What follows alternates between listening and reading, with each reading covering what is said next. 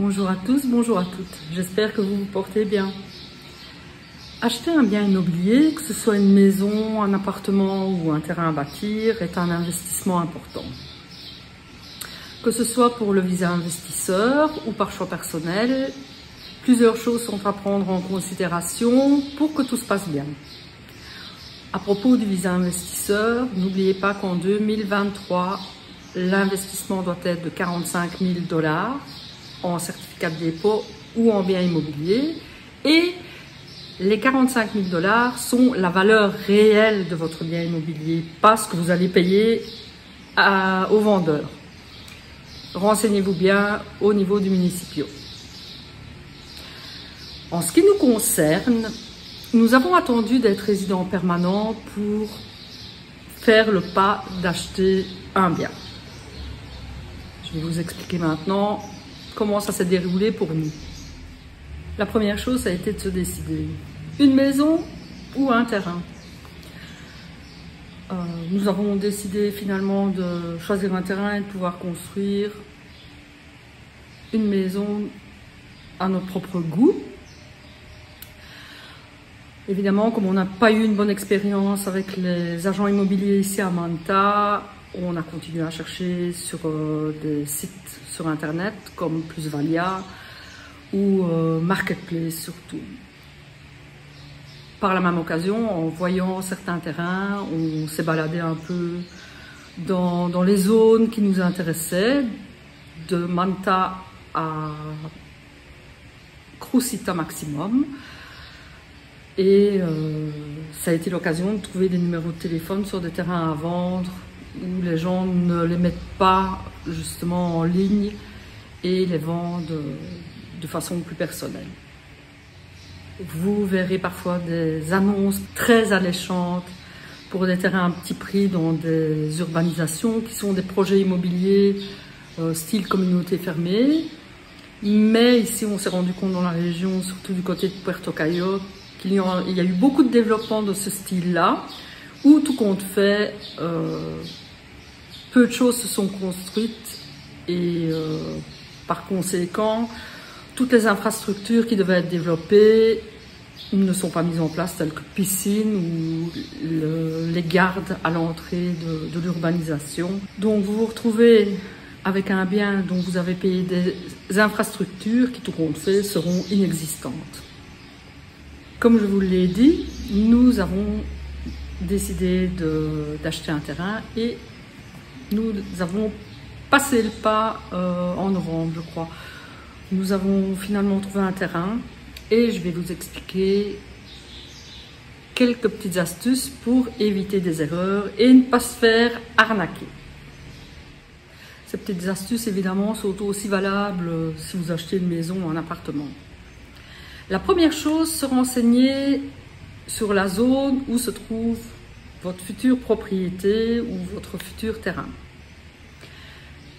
Nous avons pris contact avec plusieurs vendeurs et notre choix s'est arrêté sur un terrain de 500 m² à un bon prix. Nous sommes allés plusieurs fois voir l'endroit. On est allé le matin, on est allé en pleine journée et on est allé le soir, où en général les gens sont chez eux et où il risque d'y avoir plus de bruit. Nous sommes allés en semaine et nous sommes allés le week-end. La zone nous paraissait très calme. C'est pour ça qu'on s'est arrêté sur ce choix. Mais se renseigner sur la zone, c'est aussi se renseigner sur les limites générales de votre terrain, de votre futur terrain. C'est-à-dire que si le vendeur peut vous donner les données GPS et les limites du terrain, c'est encore mieux. Ainsi, vous ne risquez pas de surprises futures. Je vous en reparlerai. C'est aussi se renseigner sur les servitudes.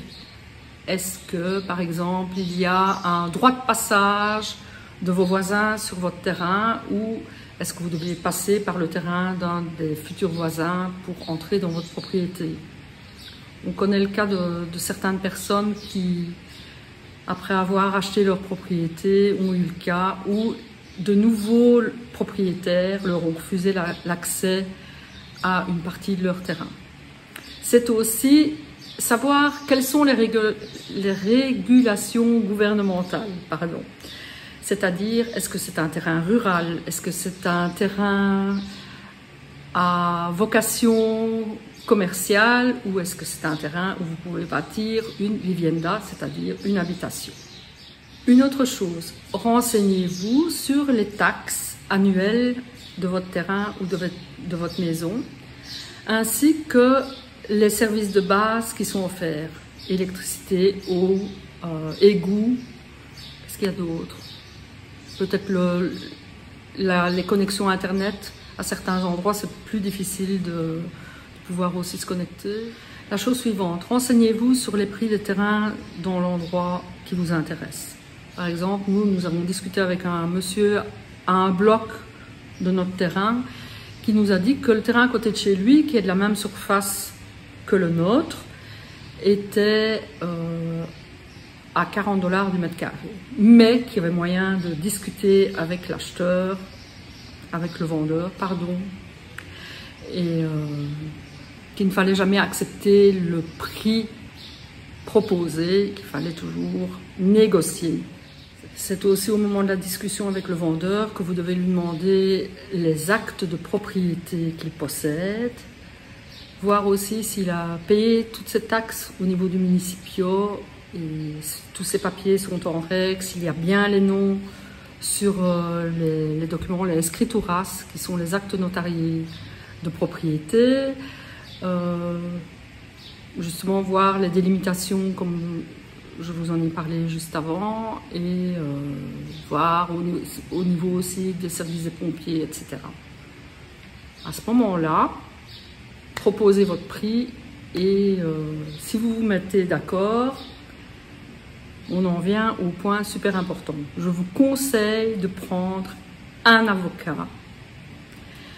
Certains diront que ça coûte de l'argent, mais les prix des avocats ici sont beaucoup moindres que dans les pays occidentaux, que ce soit en Europe ou en Amérique du Nord. Votre avocat se chargera de faire toutes les recherches nécessaires au niveau du registre municipal en ce qui concerne le statut légal de la propriété, confirmer le nom des propriétaires, voir les bonnes limites du terrain et également vérifier qu'il n'y a aucune dette active sur cette propriété. Votre avocat va ensuite rédiger le nouvel acte de propriété, las escrituras. C'est à ce moment-là que vous vous mettez d'accord avec le vendeur sur la façon dont vous allez le payer. Dernière étape, la signature de l'acte devant le notaire. Le paiement se fait à ce moment-là, et voilà, vous êtes propriétaire. Évidemment, vous allez devoir payer des taxes de transfert à la municipalité pour que tout soit enregistré à votre nom. Ça prend en général quelques jours. Ça dépend un peu quand vous passez votre acte, s'il y a des feriados ou c'est juste avant un week-end. Je crois que ça prend une dizaine de jours en général. Je vais quand même faire une petite remarque à ce niveau aussi. Renseignez-vous bien si vous achetez 2 terrains mitoyens. C'est ce qui nous est arrivé. En fait, notre terrain de 500 mètres carrés se situe dans une lotisation. Donc, ce sont des terrains publics qui ont été divisés en plusieurs parcelles. Et pour avoir nos 500 mètres carrés, on a acheté 2 terrains de 250 mètres carrés.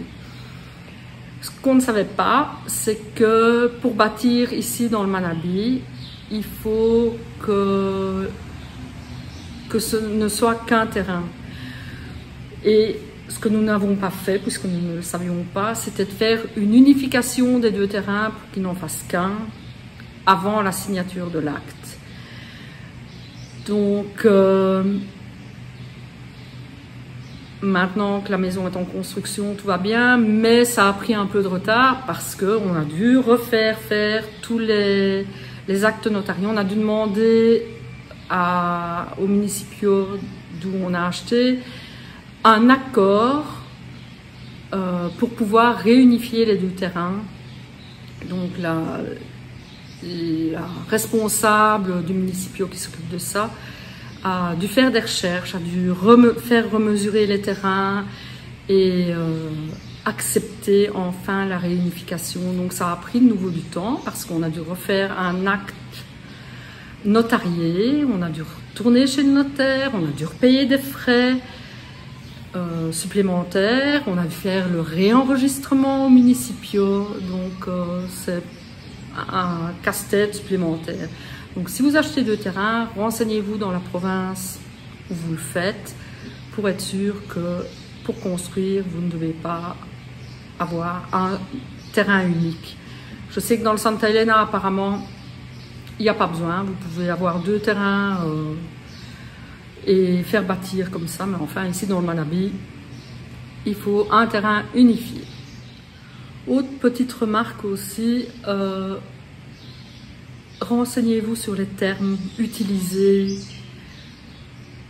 notamment au niveau du municipio. Il vous parle de solvencia, de predios, ce sont tous des termes reliés aux taxes municipales que vous devez payer et c'est parfois déroutant, donc essayez de connaître un peu les termes avant de vous lancer dans un achat, mais bon, voilà.